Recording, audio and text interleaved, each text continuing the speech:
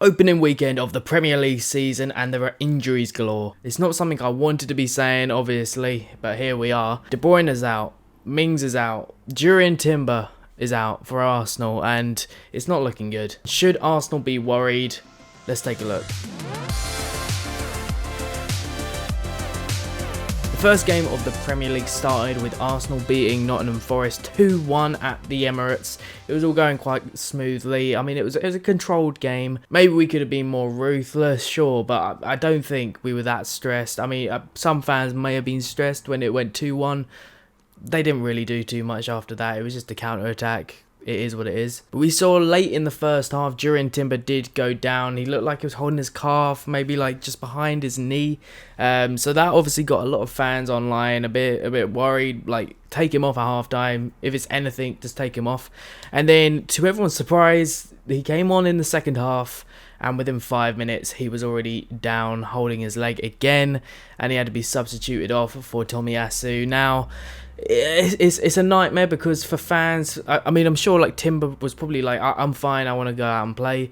The doctors should have probably identified that there was an issue there. But we did get a quote from Arteta at full time, which did read, the physio and docs looked at him and were happy for him to continue. And straight away in the second half, he felt some movement and it felt funny. And they had to reassess and see what was wrong with him, essentially. And I get that they probably like done a couple little checks on him. And I know there's not much time between first and second half. But realistically, if you're unsure, just like take him off. It's not worth it in the first game especially. And we may have suffered even more so because of that. You never know. It could have been completely fine. It could have been the exact same length of injury, even if he had come off at halftime. But you just never know with that kind of thing. But Arsenal then announced that Timber had suffered from a knee injury after a bunch of tests and scans. So, I mean, a knee injury is not what anyone wants to hear. He could be out for 4 months, 5 months, 6 months, the entire season.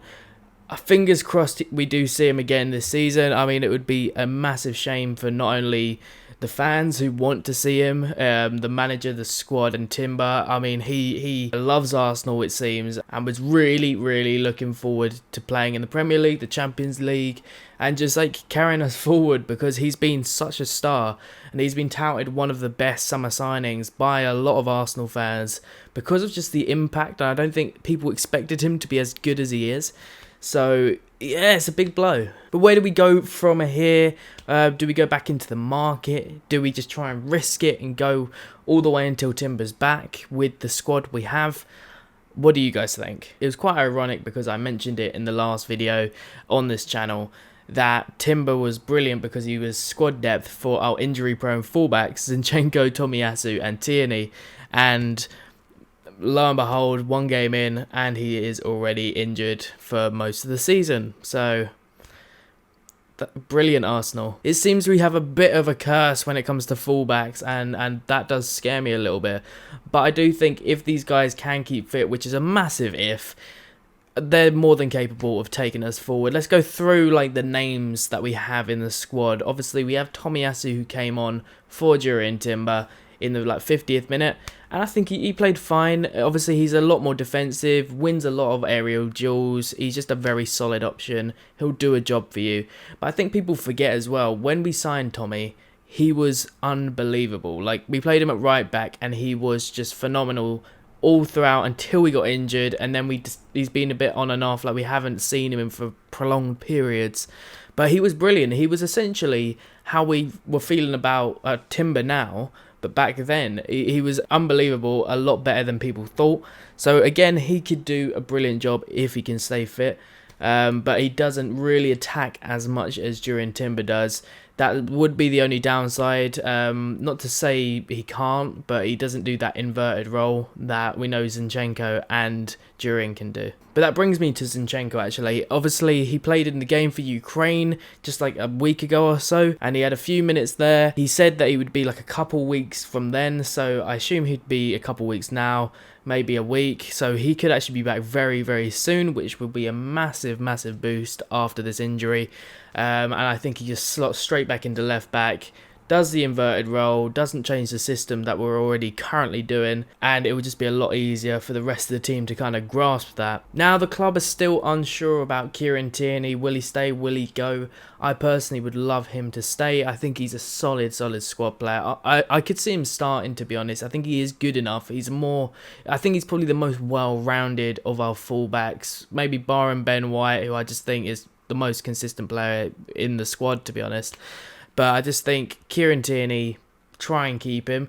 If he does end up going, which I would be kind of annoyed at, but obviously he was left out of the squad last weekend, so it's not out of the realm of possibility. There's been a few offers for him.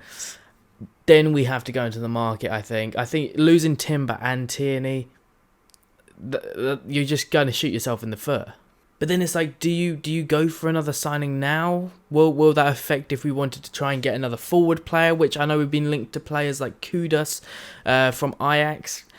If that's going to affect us getting another wide player or a striker, I'd be leaning towards the side of keeping the defenders we currently have and just hoping for the best, to be honest. We've got Kivior as well, by the way, I haven't mentioned, but Kivior has also played a bunch at left back, especially during pre-season. He was actually above Tierney in the pecking order, so again, another one. But we've been linked to names like Cancelo and Fresneda, who I think would be brilliant to bring in. I think they'd be great.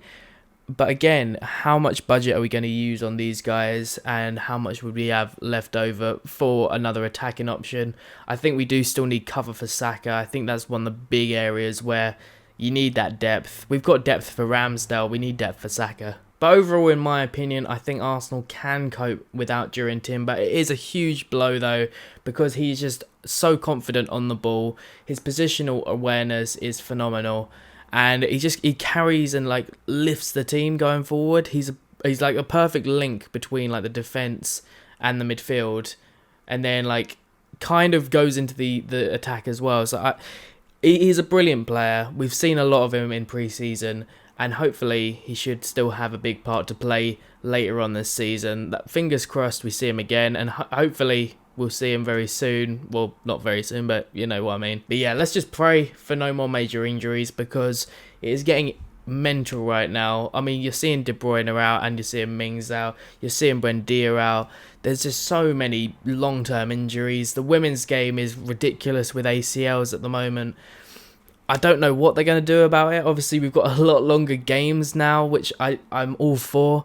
But if that's going to lead to more injuries, let's not do that. But the season is a long one, so hopefully we will see some of these players back in action by the end of the season, so they can still play a part in their team's journey. But yeah, guys, let me know down below what you would do. Would you sign a new player, or would you risk it if you were Arsenal? I would personally risk it, I think, unless we did have the money for a Cancelo or someone, then maybe, but right now, I don't know. Make sure to leave a like and subscribe too, guys, and I'll be back very soon for another one.